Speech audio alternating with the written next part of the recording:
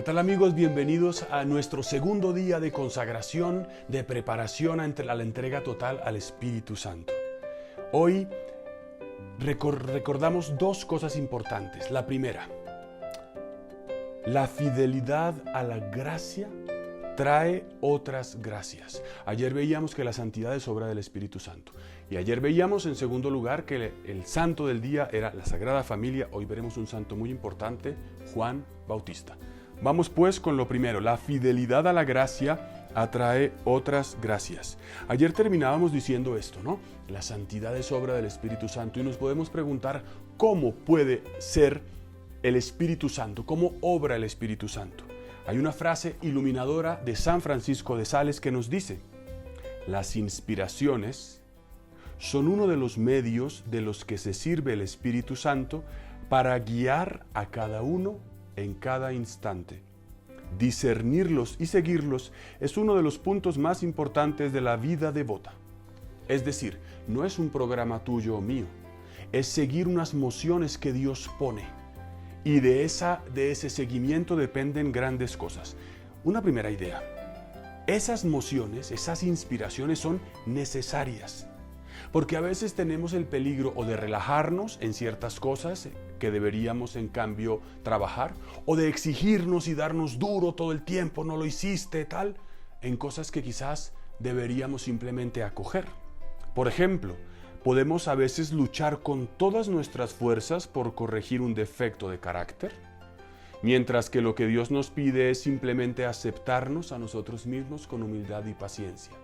Es decir, seguir las inspiraciones significa no simplemente ir con lo que nuestra imaginación nos propone que debería ser, es ir un poco más al fondo. Si no seguimos, en segundo lugar, esas inspiraciones, fracasamos. Porque, hermanos, hay una gran diferencia entre lo que Dios nos pide y lo que nosotros nos imaginamos que nos pide. Seguir las inspiraciones es dejar un poco esa imaginación e ir realmente a la realidad. En tercer lugar, es posible que nos enfrentemos continuamente con la experiencia de no tener fuerza y voluntad para cumplir los mandamientos, para tener paciencia, para tener constancia, para tener orden. Pero cuando somos fieles a una pequeña inspiración, hoy debo sonreír. El Señor me está pidiendo que haga esta pequeña oración. El Señor me está pidiendo que no ande haciendo cantaleta o que le reclame a esta persona. Cuando somos fieles a eso pequeño, esa fidelidad atrae otras gracias que nos dan fuerza para seguir adelante. No se trata, por tanto, de ponernos metas imposibles, sino de seguir aquello que Dios nos pide. ¡Ay! Dios me está pidiendo que haga una llamada telefónica, que me acuerde de tal persona, que le pida perdón a fulanito. Cuando somos fieles a esas pequeñas cosas, Dios atrae más gracias para nosotros. Porque dice el Señor en Mateo 25, siervo bueno y fiel, has sido fiel en lo poco, yo te confiaré lo mucho. Las inspiraciones, por tanto, son esas pequeñas cosas. Luego, en cuarto lugar, dice San Francisco de Sales, cuando se aprovecha bien una inspiración que el Señor nos da, nos concede otra. Y así nuestro Señor continúa otorgando sus gracias a medida que se aprovechan. Coges una inspiración, te fortaleces. Como los muñecos animados o los videojuegos.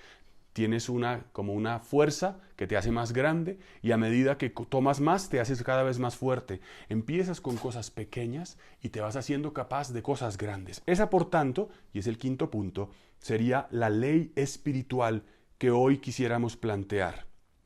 Obtendremos la gracia de ser fieles a las cosas importantes si somos fieles a las cosas pequeñas, sobre todo cuando esas cosas pequeñas nos las pide el Espíritu Santo mediante esas inspiraciones o mociones. Es posible que al principio obedecer, abstenernos de cosas, trabajar, se haga difícil. Es un camino que exige humildad y renunciar a nuestra pretensión de autosuficiencia y más bien supone aceptar nuestras carencias y debilidades. Señor, no soy capaz de emprender esta tarea, no soy capaz de perdonar, no soy capaz de hacer esta llamada, no soy capaz de enfrentar esta dificultad, pero tú puedes, porque yo confío en ti, porque tú me lo estás pidiendo. Esta inspiración me está mostrando que viene del cielo. Y finalmente, entonces, ese sería el sexto punto. Es así como el Espíritu Santo recibe el nombre de Consolador, porque cuando acogemos nuestra pobreza, somos capaces de recibir sus inspiraciones y nuestra alma recibe un bálsamo de paz y de descanso que nos colma de consuelo. Decía Ricardo de San Víctor, me atrevo a afirmar que una sola gota de esos consuelos divinos puede hacer lo que todos los placeres del mundo no podría, recibir al Consolador. Por tanto, esa primera ley de que una gracia pequeña trae otras gracias nos lleva a una segunda ley espiritual. Lo que es capaz de satisfacer nuestros corazones no son los bienes que recibimos, el tener, sino el bien que practicamos cuando es inspirado por Dios. Dice los Hechos de los Apóstoles, hay más alegría en dar que en recibir. Y estamos por tanto diciendo varias cosas. Las inspiraciones son necesarias. Si no las tenemos podemos fracasar. La experiencia nos dice que una nos lleva a las otras. En ellas podemos ir creciendo. Tenemos una ley espiritual que consiste en que seremos fieles a lo grande si logramos perseverar en lo pequeño. Y finalmente, que el consuelo de Dios es lo único que nos da plenitud. Y en segundo lugar, hoy veremos un santo muy importante, Juan el Bautista. Primer punto, la identidad de Juan el Bautista. La identidad de él es que es humilde, es el precursor, el que dijo conviene que él crezca refiriéndose a Cristo y que yo disminuya. Es el primo del Señor, más bien el hijo de la prima de María, la prima que se llamaba Isael, hijo también de Zacarías. Es luz, es aquel que tiene siempre su mirada en Jesucristo. Ha dicho, yo bautizo con agua, pero en medio de ustedes está uno que no conocen, que viene después de mí, pero yo no soy digno de desatar la correa de las sandalias. Humildad y verdad están presentes en Juan el Bautista. Es uno que dice, yo no soy el Mesías, yo soy una voz que grita en el desierto.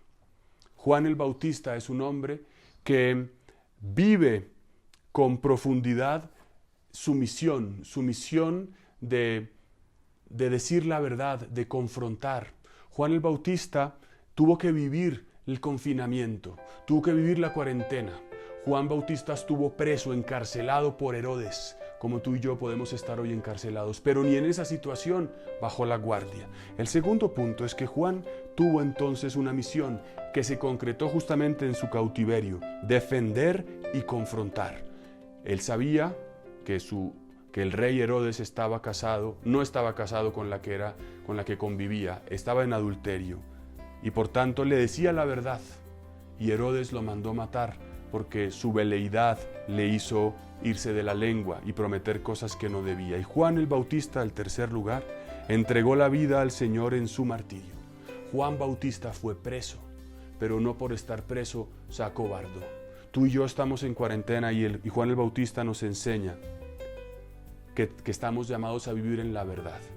Tal vez a ti o a mí no nos toque morir físicamente derramando la sangre por Cristo, o tal vez sí.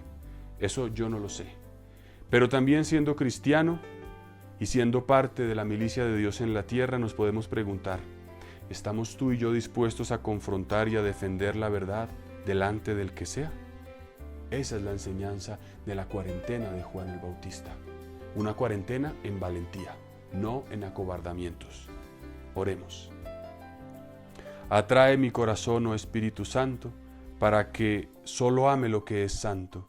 Fortaléceme, oh Espíritu, para que defienda todo lo que es santo. Amén. Dios los bendiga.